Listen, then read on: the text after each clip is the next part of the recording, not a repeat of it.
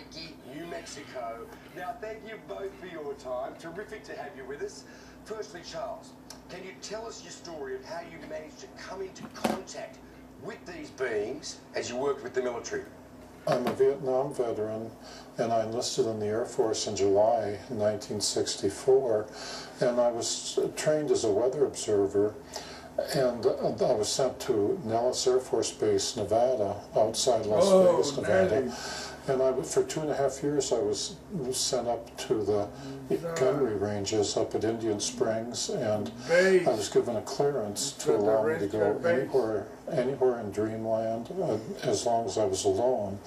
I discovered that up there at the north end of Indian Springs Valley, which you can see on the map, in the state of Nevada here in America, that there was a base which the U.S. Air Force maintained for a group of extraterrestrials who were tall and white. And I, as the duty weather observer, was allowed to go up there, or they were allowed to come down to where I was. And the interaction took place over more than 2 years. Wow. During those 2 years, I also came across, I also interacted to a lesser extent with the Roswell Greys, and I've also personally talked with the extraterrestrials that I call the Norwegians with 24 teeth, who come here from a very nearby star, perhaps Bernard star. And my experiences, my presentations, my books are unique because I'm the only person that I know of that was allowed to interact with the extraterrestrials, the tall whites, for more than 2 years. So 3 different species of aliens you're talking about there, Charles. Yeah, can you describe what they look Yes, like, that is what they were like?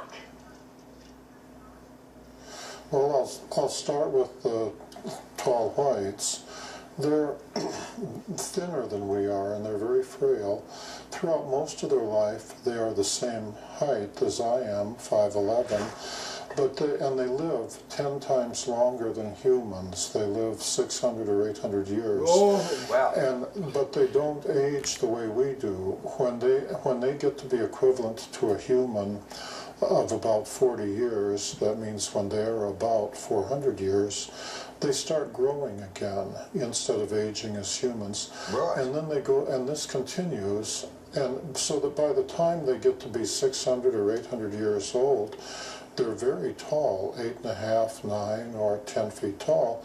But this is not necessarily good because their skeleton grows more than their internal organs.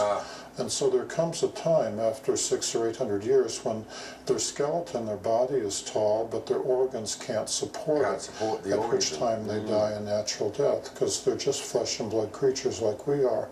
If they injure themselves, it takes them 10 times longer to heal up than a human. Yes. So there's a trade-off. Yeah, right. They still look fresh as a daisy when they go, though. They look like Tilda Swinton.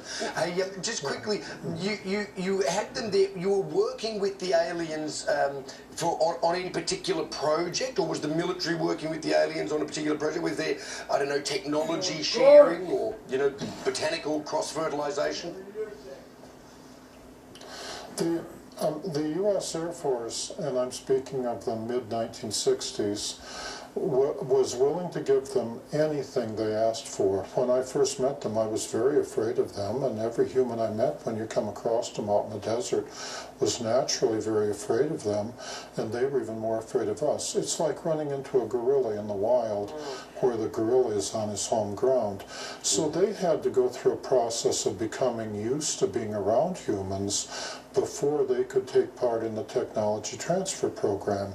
I, as the weather observer, was the test human. As an enlisted man, I was expendable, I was the one they send out there and say, practice talking to Charlie. And Marie, let's bring you in. You've never seen these things for yourself. Are you a believer? Because probably a lot of people watching this morning are going to think, I don't believe him. It's ridiculous. How could it be possible?